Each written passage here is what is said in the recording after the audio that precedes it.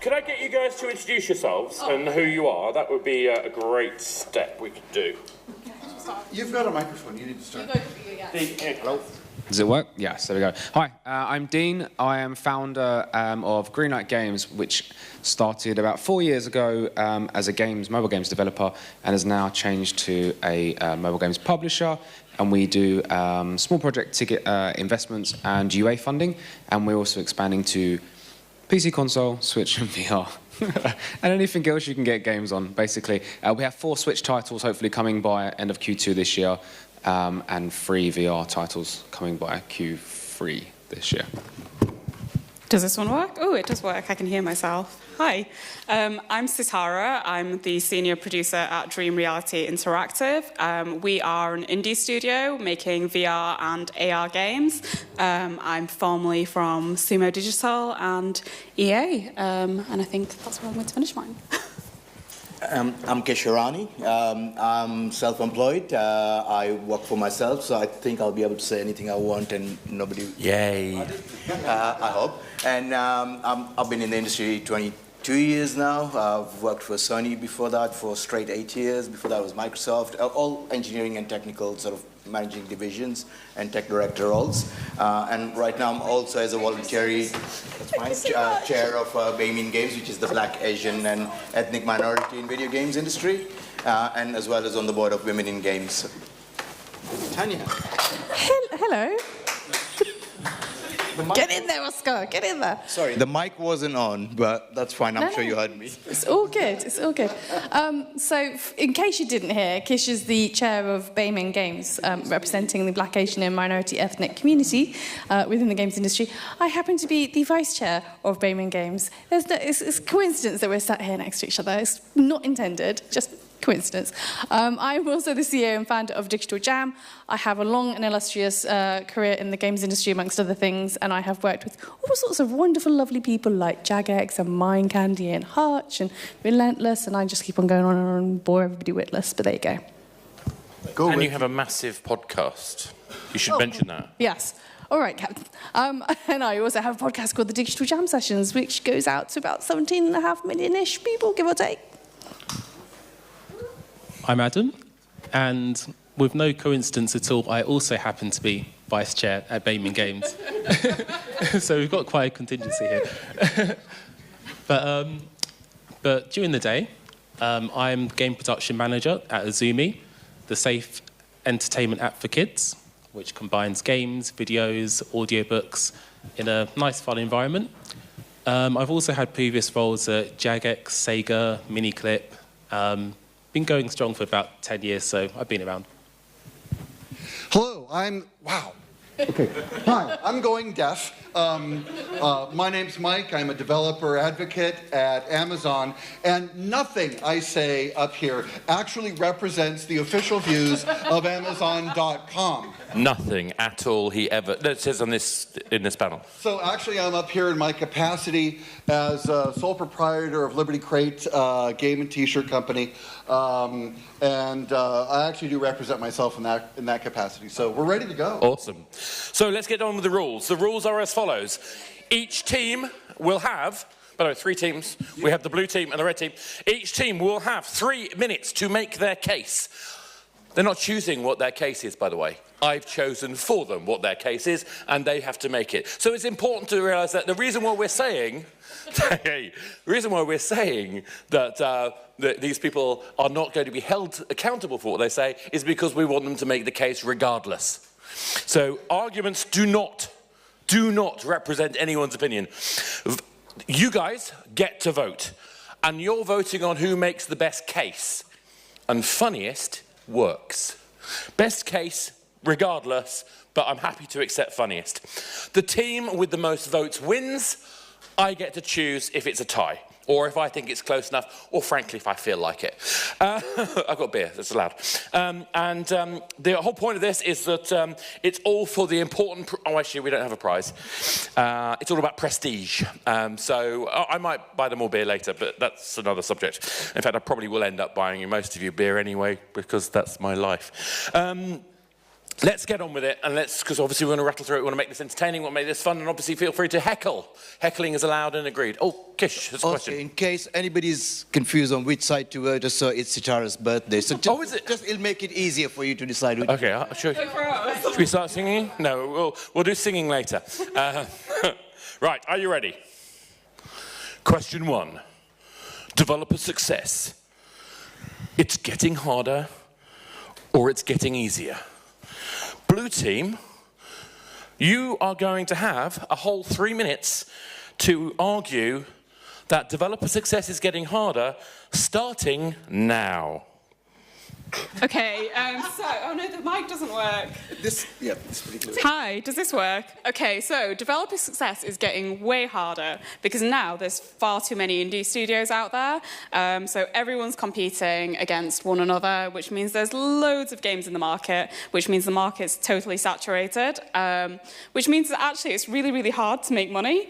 And on top of that, consumers, like everybody sat here, our demands are like way up in the sky now, so nobody wants to buy a bad game. So if you have a low budget project, it's going to equate to a bad game and you're not going to be successful. So developer success is getting hard. Can I just add visibility? It's to get visibility now because of the quantity, exactly what you said. It's the biggest challenge developers have. It's getting hard. So Apple have actually stopped selling phones, and so has every other Android developer, and babies are being born with them grown to their hand. So primary school, you're taught coding. Secondary school, you're taught Unity, Unreal, and then university, you're developing 3-4 games to start your own startup studio. So you come out of university with 4 to 5 games on the market before you even hit events like this. And I think it's crazy. We have 100,000 new games every day, something stupid like that. The numbers are crazy, and there's no way we can compete. It's not your go yet. It's not your go, you're losing. So, there's way too many games, there's way too many kids playing games under the age of 5, they're way too smart, they're outsmarting us, and the next generation, the generation after that, won't even need programming because they'll just think it and it will happen. You've got a minute and 20 seconds left. They're done. Can you please train your children to play more games and buy more of our games, please? Because then developer success wouldn't be so hard. No one's got kids?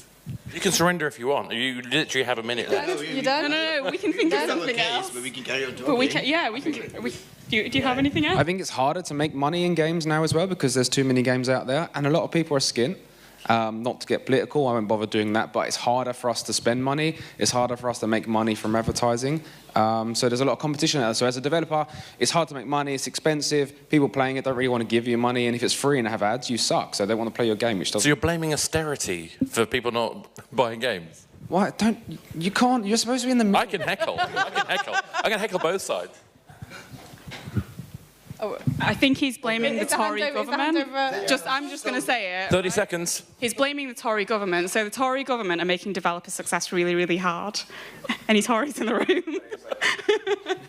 None of these opinions represent my own, right? Yeah, exactly. It's all getting very political. 15 seconds. Anything else? It's okay. We're just so good. 10, we didn't even need 3 minutes. 9, 8, 7, 6. They're all done. Thank you very much, Blue Team. Thank you very much. So, here you go. That was... Add up the second. No. Okay. Now, obviously, you've seen the first round. It can only go up from here. Of course, that was perfect. So we're now going to see what the red team has to say about why game development is getting easier. Starting now. So we live in an era where the World Health Organization has officially classified gaming as an addiction. So if the entire population is addicted to gaming, then it's really damn easy to make money out of games, and developing games should be really easy because everybody's addicted. We're just dealers. Come on, it's easy. So really, too many game developers out there? What, are you in favor of a monopoly? Would you like there to be one game developer approved by the government? Seriously, how about an oligopoly? Really, no. Competition is good. It raises everybody's game. And when you have enough people in the market competing, people like Unity make frameworks that make it easier for artists to create fun games. Without all the people in the industry, you would never get Flappy Bird, would you? Without the people in the industry, you wouldn't get Flippy Knife. And yes, there are a lot of competitors, but because of these frameworks and the competition that raises everybody's game, people who wouldn't have had a chance earlier can make successful indie titles today. I can't believe you would actually support a monopoly in this industry. And also, just for the record, how many of you in the room have a smartphone in your pocket right now? Right? Okay, so everybody's connected, everybody's got a device upon which to play a game. The idea of a gamer being somebody who's in their basement, a geek who doesn't interact with other human beings, is a thing of the past. Everybody's a gamer. The entire population. No, hush you. How many make games? Hush. Just because we are pre-coding a generation into being digitally native and savvy when it comes to technology is not a bad thing. It means that they understand how to interact with our games. We don't have to keep on reinventing new user interfaces or they already understand how to use this stuff. If kids less than 2 years old are already trying to swipe a piece of paper, then hey, our job's already done. 1 minute. I'll say we're no longer restricted to consoles, so there are many platforms which you can distribute your games on. And with the wave of cheap Android tablets on the market, plenty of opportunities to publish shovelware, and something has to stick eventually. So that's our answer. We're going for shovelware as a solution. While we've still got a couple of seconds left, I will also say this, which is game developers... The whole point here is that we're talking about game developers being easier. Let's just remember, we're making games. Games are fun. We're giving people joy in their lives. Who doesn't want joy in their life? Oh, come on. It's easy to give somebody joy in their life. Closing point. On a more serious note, take a look at the increasing revenue generated by mobile games in the industry. I believe in 2017 we ended up at, $34 billion? Depends on who you read. Someone said 46. Thank you, Oscar. $46 billion. Neutral arbiter. Guys, even if we only end up with a relatively small slice of that pie... That's it, tough. No, that's it. Sorry, too bad. They talk too much. So now we're at that crunch point. You've heard both teams make their opening cases that game development success is getting harder or easier. I'm going to ask you guys to vote, and the fate of these poor speakers is in your hands. We don't get gunked, do we? Oh, that'd be nice. That's next year. Votes for developer success is getting harder. Please put your hand up now. Oh, wow. Oh, okay, that's not bad, that's not bad. Votes for developer success is getting easier. Hands up now, please. Oh, dear. Uh-oh. Blue team, you got to work harder. Yeah, that seemed about 50-50. Yeah, right. Okay, so we're now moving You're not doing straight games and swift. forecasting. Oh, sorry, was that? What? What? No, he was saying that looked like 50-50, and I said, well, I hope you're not doing your games forecasting. It's a publisher is allowed to exaggerate. Anyway, moving on. Come on. No one's accountable for what they say on this panel, including me. Right. In question 2, AR will either fail in 2018 or explode in 2018. Please, let's... we're going to start with red team this time. Red team, you have to explain why AR is going to... this is a gift for you, really, isn't it? Anyone would think you did a podcast with 17.5 million people. Anyway, this is going to be the Tanya... no, maybe. I think other people will have conversations. You have 3 minutes started now. So, unlike VR, which is really complex for people to get their heads around, and for actually the majority of the mainstream population who don't even realise they have to buy a laptop or a PC in order to make a HMD work, AR doesn't require any of that stuff. You can literally just do it with a mobile phone. So people already have the devices. It's really damn easy for somebody to hold up a phone and be able to see data layered over the top of that. Plus, we've had Pokemon Go, so we've had the watershed moment that we needed. So VR had Oculus Rift, AR has had Pokemon Go. And now, even if you don't really understand what AR is, if you say Pokemon Go, people go, and they get it. So it's really, really easy to understand it. Huh? That's a location game. It doesn't matter that it's a location game. For the mainstream public and for the corporates who want to put money into this industry, who have no clue what the hell it is anyway, they just, it's Pokemon Go, even though it's not. But that's not the point. they at least have a vague understanding of what AR could or should be, and therefore they're more open to it. More people are willing to spend money, more people are willing to develop things. So as a result, AR is going more mainstream, more people are willing to at least talk about it in a way that they weren't before. It's getting a second wind, and if you actually listen to the trend news at the moment, everybody's saying that this is the year for AR versus VR. So everybody's talking about how, oh yeah, VR has had its moment, and now we're all moving on to AR because, you know, they've not seen the revenues in the VR, or they've not seen the huge explosive success they were expecting in VR. So now they're all talking about AR because, you know, abandon ship as quickly as possible, people. Whatever. We're now looking at AR as being the successful thing. So actually, AR will explode in 2018 because just frankly, more people are willing to talk about it. They're more open about it. And I know that Amazon's got something to say about this too. Please. Well, Go on, follow that. Well, I think the system requirements will definitely make AR explode. But on a serious note, I think every once in a while something truly exciting comes along in the games industry. And this is one of those things. 1 minute. You can really immerse yourselves in the environment with your games. It's not just about being locked away in a headset somewhere. Also, the other thing that we should remember as well is that whilst most people look at VR and assume gaming, with AR they don't assume gaming. They automatically see the other productive benefit value in other verticals like fashion and retail or travel or real estate or whatever the thing is. They immediately realise that there are other applications for AR, unlike VR. 30 seconds. AR, broader market beyond games, lower cost of entry for both consumers and developers, easier to develop more compelling experiences in AR versus VR. I don't think it's an argument. You guys can call Pokemon Go whatever you want to, but the bottom line is that kind of overlay on reality, augmented reality, drove real customers into real brick and mortar stores. And that connection between reality and... Time up. I'm so cruel. I'm so cruel. I know. It's so mean. Now, obviously, we've heard the red team. It's time for the blue team, starting now. So AR will fail in 2018 for video games. They have argued their case very, very well that it'll work very, very well in everything else, which I agree. But video games is where then it ends up failing. And this topic is about video games. AR, it's good. It's fantastic. I worked on PlayStation Vita when it was launched or so. It was the killer device for AR. It Who's failed. you on? It didn't become. Gish, what side? And Go so on. AR will not. We've done that. We've been before. And how can it reignite itself in video games? I can't see AR ever succeeding in video games. It'll be a gimmicky device, but we are definitely for sure. Okay, so I work for an AR developer, which means if I think AR will fail, then it must be true, right? So AR is going to fail in 2018 because have you seen what's happened to the iPhone X? They're thinking about cancelling manufacturing of it.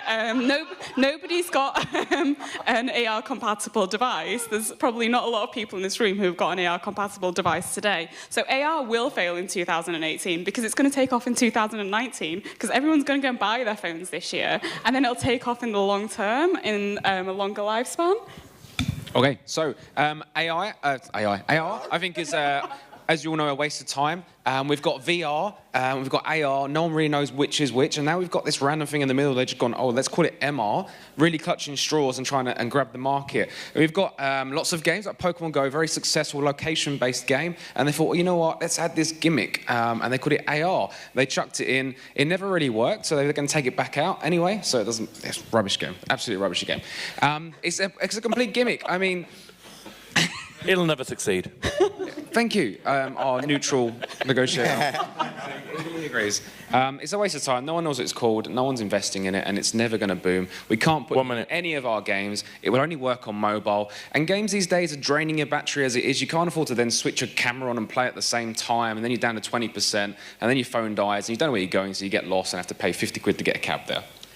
And as well as on your hardware, it's so fragmented. I mean, yes, Apple's released that AR will work on that. On Android, it is just, I think, works on a very tiny proportion of devices. So on top of that, more confusion on the MR bit, which is actually what is put on. And thereafter, you've got more other confusion. So where does AR fit in? Not yet at all whatsoever in 2018. Future, yes, maybe. Yeah. So also, did you notice how Tanya said, oh, AR's a big thing in the news? The news lies. Everyone knows the news lies. Therefore, AR will fail in 2018. And who can afford the battery life when Apple was stabbing you in the back and cutting your battery life in half intentionally and now getting sued for it? You can't play AR on an iPhone.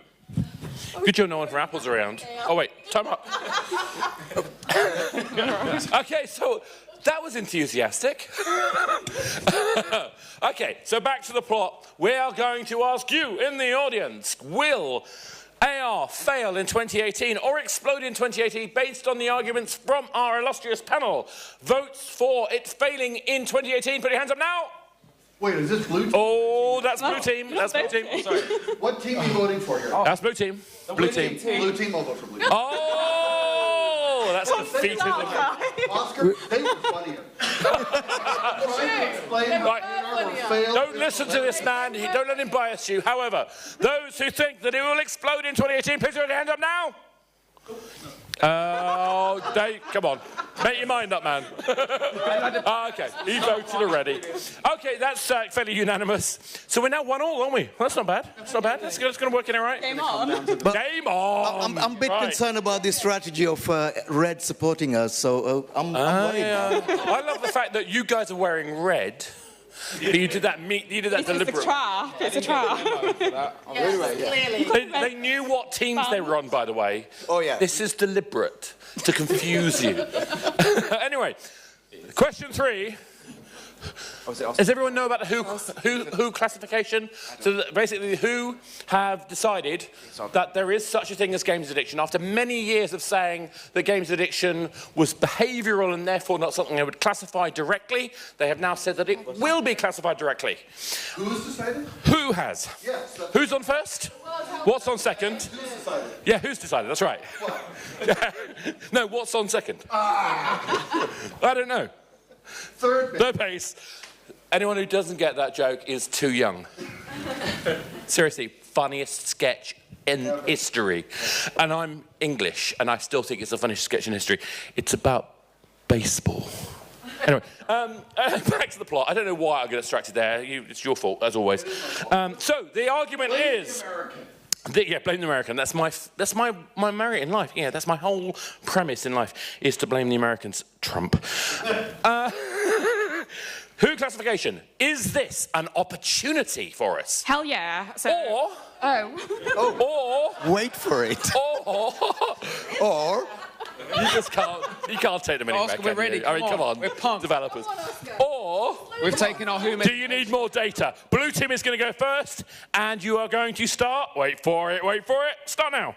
So hell yeah, it's an opportunity. Right, so let's think about addicts, okay? So people are addicted to cigarettes, people are addicted to alcohol, and the alcohol and cigarette industry make loads and loads of money. That means it's an opportunity for games to get in on addicts as well, because we can basically sell to the addicts. So yeah, I think it's a good opportunity for us. Absolute positive opportunity for us. On a serious note or so, it basically saying games matter. Before it was just video games. Who cares about those? So such an important organization classifying as this is an area we need to now worry about means we actually matter. And I absolutely believe, yes, there is some addictions. Not sure about the data, etc. So, but some organizations saying this is an issue. We should take this very, very seriously in the industry and let's do something about it. So rather than just saying, no, that's just another sort of problem which we will talk ourselves out of. So a very, very good friend of mine who I've known for a long, long time is the kind of friend that you would happily sleep head and tail with when you have a sleepover. His name is Felix. You might know him by the name of PewDiePie. I don't know, something to do with YouTube. Basically, he makes a ton of money playing games. And he said to me one day, how can I make more money? And I was like, well, they've just come out with this game addiction illness. why don't you sign on as a game addict and claim benefits for it? So you can double your money. Because he needs more money. Who needs a job anymore? You can have a game addiction, you can get paid by the government to play games, you can get paid by games companies to test games. Oh my God, look at that full circle. That is an opportunity. Everyone just quit your job now. Weird. But if we go back to the responsible side of it as well, you started. You know, I know. I'm going with both. We're on the same thing. Downer. Go back to the responsible side of it. It's an opportunity as well because we can help addicts. So we can put things in our games like loading screens which say, "Hey, take a break from this game." So actually, it shows that games are a really responsible medium, and we can help people get better. Absolutely. I mean, anything in life, you can make it addictive. I mean, some addictions are great. Probably people who go running or so, but mess up their knees or so. Everything in life. But video games, one, it's interactive. We can actually make a difference by telling people, by the way, I think from your patterns, you are actually getting addicted to this or so, and putting signs up, etc. Whichever way, I think this is a great opportunity for us to actually make sure we take this very, very seriously and do something about this. And make money. And then moving on from identification, I think you can get R&D tax credits for helping the government find people who have addictions and then supply them to the NHS. It's a win-win, really. None of these are my own faults, by the way. That does not represent me or... Should I take this off? I feel like...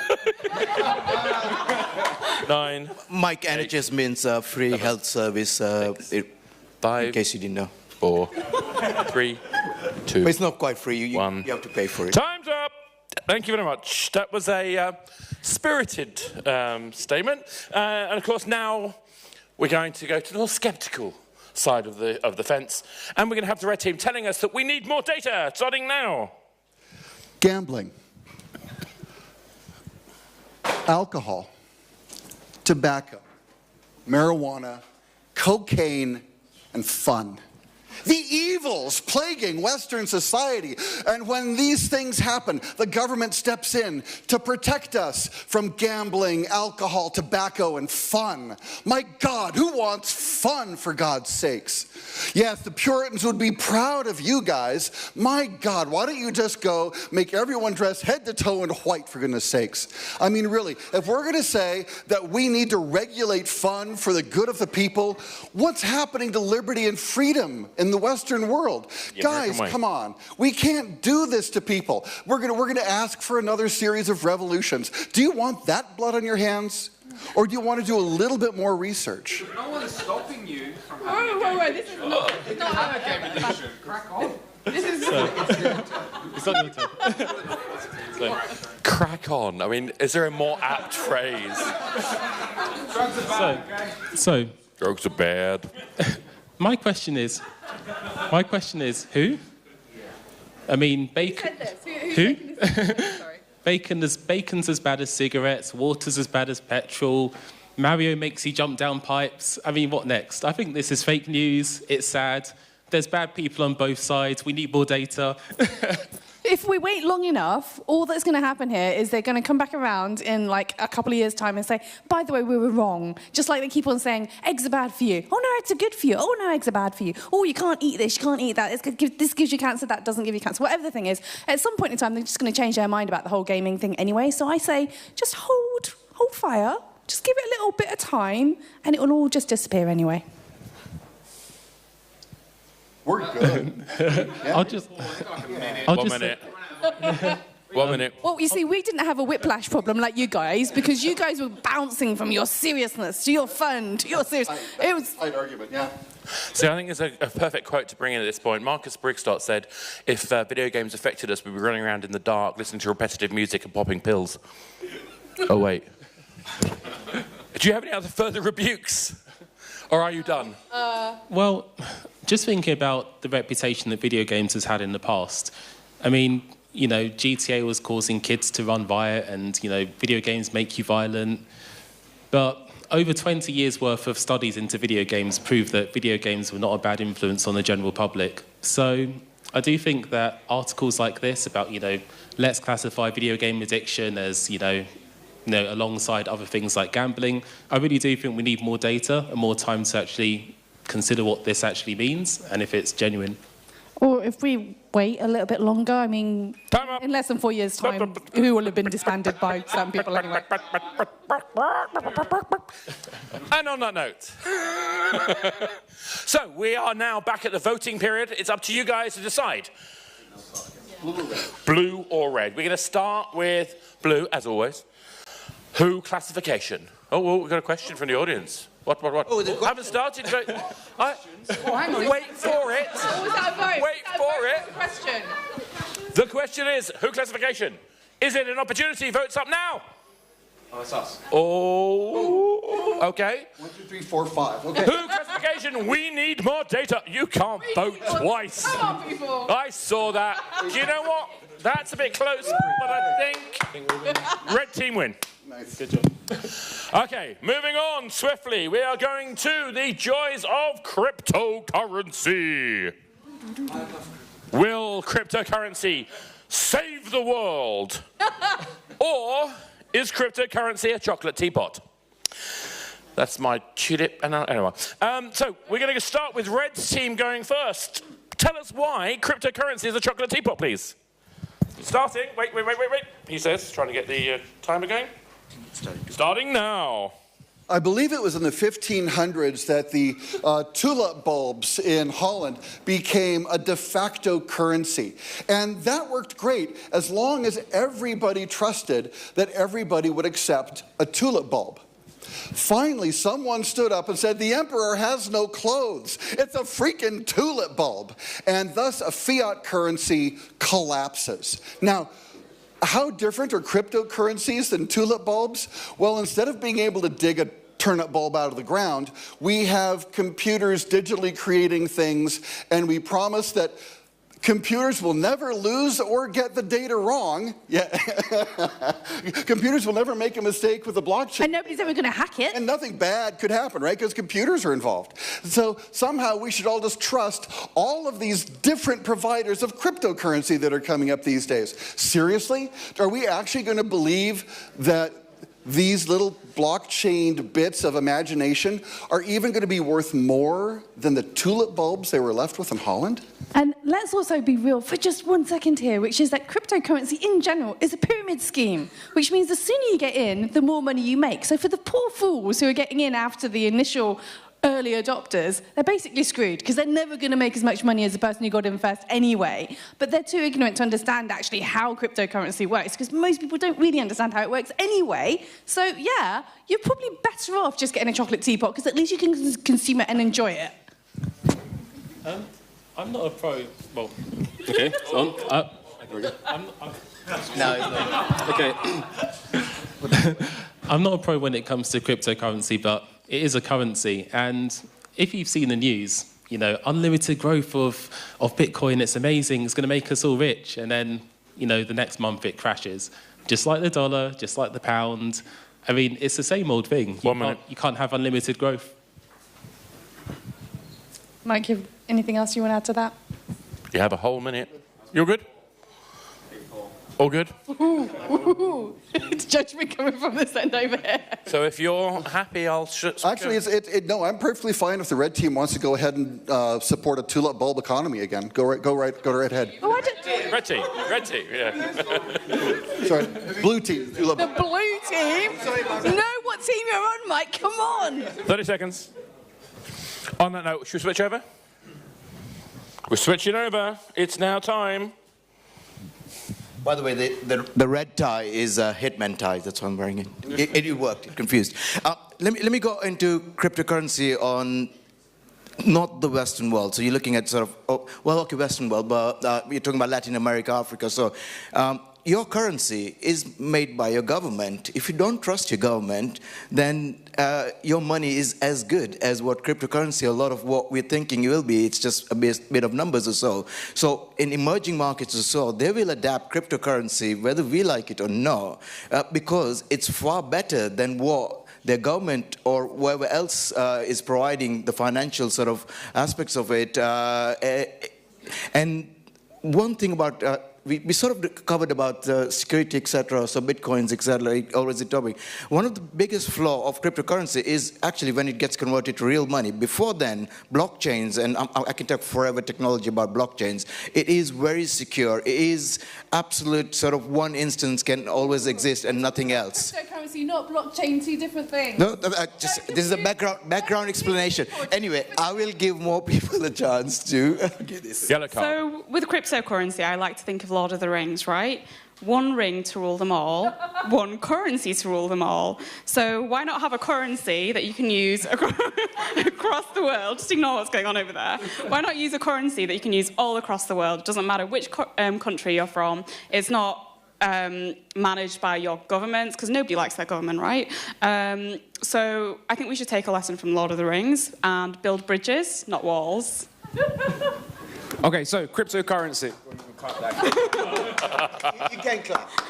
Cryptocurrency, as a games industry, we're already adopting it. We have the Cry coin, so the very, very popular, successful Crysis, CryEngine, Crytek, Cry coin. They're making their own currency because it's working already. So these currencies are not regulated by the government. There's no tax. There's no way of getting it stolen out of your back pocket whilst you're walking down the street. We, you know, as a race, are already moving away from notes and coins, and we're starting to have, you know, online-only accounts with our banks. But you have to have that loyalty to, I'm not going to name a bank, but Bank A, Bank B, Bank C. And, you know, some of them suck. Whereas you can just have your own cryptocurrency that you manage on your own wallet, and you can bounce around the internet with it as you like, and there's nothing to pay for it, and it's all yours, and it's secure, and everyone knows that the news lies.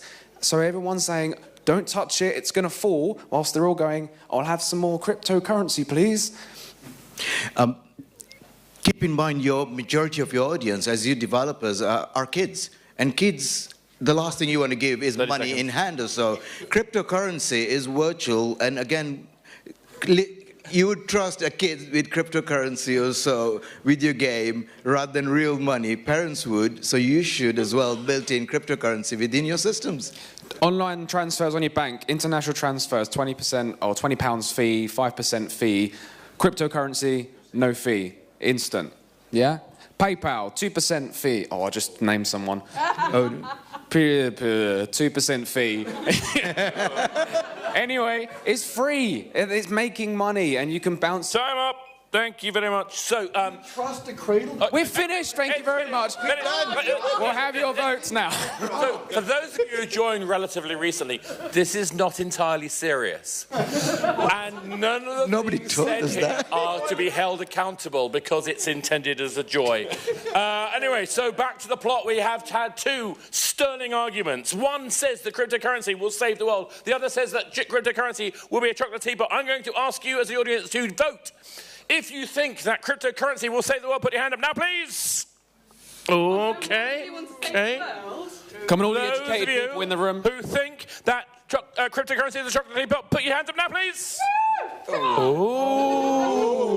There's loads of people not voting. Come on, right, okay, I'm going to try that one more time. If you didn't put your hand up before, I'm going to slap you with a kipper. Not really. Nothing that's said here is real. Do you remember I said that? Okay. So, could you please, one more time, put your hand up if you think cryptocurrency will save the world, please. Oh, that's a bit more energetic. Now, those of you who think that cryptocurrency is a chocolate teapot, put your hand up, please. Yeah. I think we have a winner. So, I think I'll leave you with one question. If you trust your cradle-to-grave government with your health, why not with your money? Who trusts them the with our debate's health? over now. We don't want serious argument. Dang. So we're about 2 each, I think, now, if I remember correctly. Someone who knows what the score is, please tell me, because I've forgotten. I don't care. I think it's 5-1 to us. Oh, yes, right. No chance. Okay, I'm gonna make this the last one, because I know we were coming close to time, and I wasn't too sure. And, of course, we need a tiebreaker. So, what better than to talk about loot crates? I mean, is anyone bored of loot crates? I mean, it's not like it's been discussed in the news regularly and in a debilitating way that's basically shamed our entire industry or anything like that. Star Wars, anyone?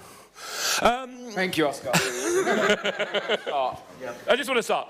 However, the other side of that is, of course, it is actually something, there's an intrinsically valuable thing about the game design. It's an important part of what we do to be able to regulate the access to goods in a way that makes scarcity exciting. So, the question is, are loot crates great value?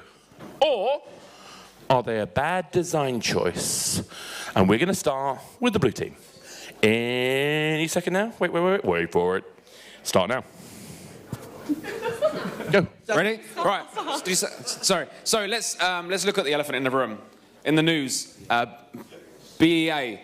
Or in the news lately for something that they did that was apparently really, really bad. But let's be honest, they had a huge IP that was owned by a company that now owns all of the major companies. That IP was not cheap. It's cost them tens of millions to have that IP. It's then cost them hundreds of millions, yeah, let's go with that. Hundreds of millions to then go and develop that game, and you can walk into a shop and pick it up for 40 quid. How cheap is that? So, to help these guys get their money back from development and maybe, if they're lucky, make a bit of revenue, they had loot crates for those of you that are happy to purchase them. You don't have to. We're not forcing them down your throat. We're not standing outside your door when you go to work in the morning saying, hey, loot crate time. It's up to you. If you want to buy a loot crate, buy a loot crate. Support developers that are struggling. Thank you.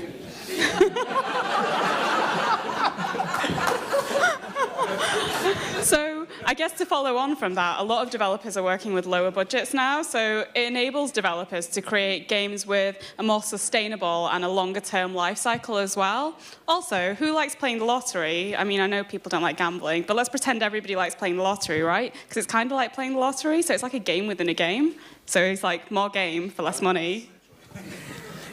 Game exposure. No publicity is bad publicity. So if you're game, put loot crates and you'll be on headline news. This will be your title. You'll get exposure, basically. Do it, honestly, you will.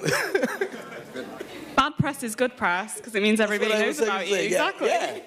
Well, it's reasonable press. Yeah. It's loot crates. 1 minute. And don't forget, a lot of people moan about their governments not doing anything. We pay all their money and they sit back, they don't repair our roads, they don't check on what we're doing with our money. So we throw some loot crates around, keep them on their toes, and they're active, and they do more for you. So thank your government for loot crates as well. That's probably a bad thing to say, actually. Don't. Just leave, 30 seconds. Leave it. I think we'll call it out, yeah. Ignore the last bit he said without that the was mic. strong, yeah. Loot crates look nice as well, to be fair. Like, they open and they sparkle and stuff. On that note, shall we move on and let our delightful people on the red team tell us why loot crates are a bad design choice? Who wants to kick that off? Testing? Okay. Didn't work last time. So the blue team... Wait. Blue, red. I get confused. Anyway, the other team argued in favour of the WHO classification on video game addiction. Now they're saying that a gambling mechanic is okay. I mean, there's a bit of a contradiction there, don't you think?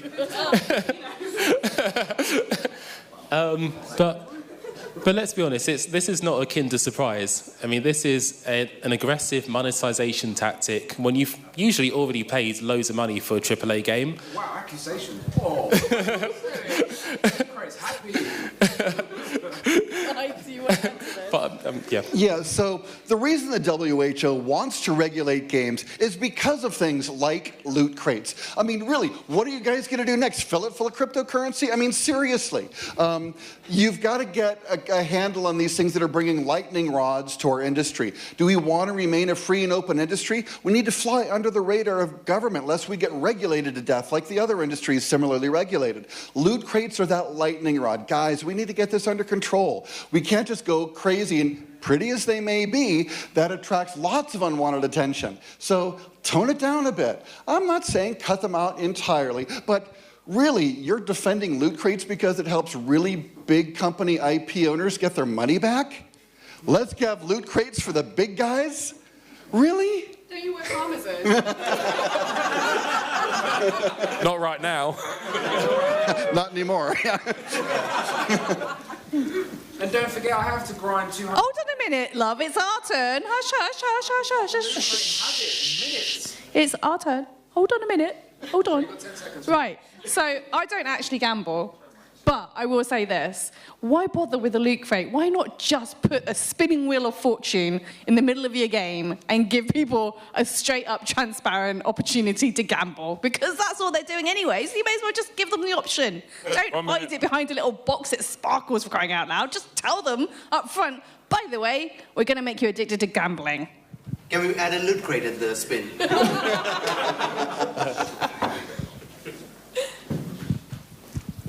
I work for a kids app, and More loot crates. It's for the children. someone It's think for of the children. Okay, that's how it's supposed to start. I like that. Oh, bring the children in. I think at that desperate end, I think we should call it quits. And on that note, I think we have to actually sort of find out what the audience thinks. And again, if anyone's entered this room and wondered what the hell is going on, we're having a bit of fun and we're trying to explore things, and none of it is to be remembered ever. So, back to the point. Loot crates. Do we think that loot crates offer great value, or are they a bad design choice? If you think the arguments made by the blue team... Oh, hang on, let me turn that off. There you go. If we think the loot crates were great value, please put your hand up now. Oh, okay. If you think that loot crates are a bad design choice, put your hand up now. I think we have a winner. Nice job. Thank you. With that in mind, I can now announce that the winners of the debate game 2018 Pocket Game in London were the red team. Woohoo! All right, thank you. Thank you very much. The gallant losers being the blue team, but I think they have to say none of us really are winners. So, on that note, I would like to thank you and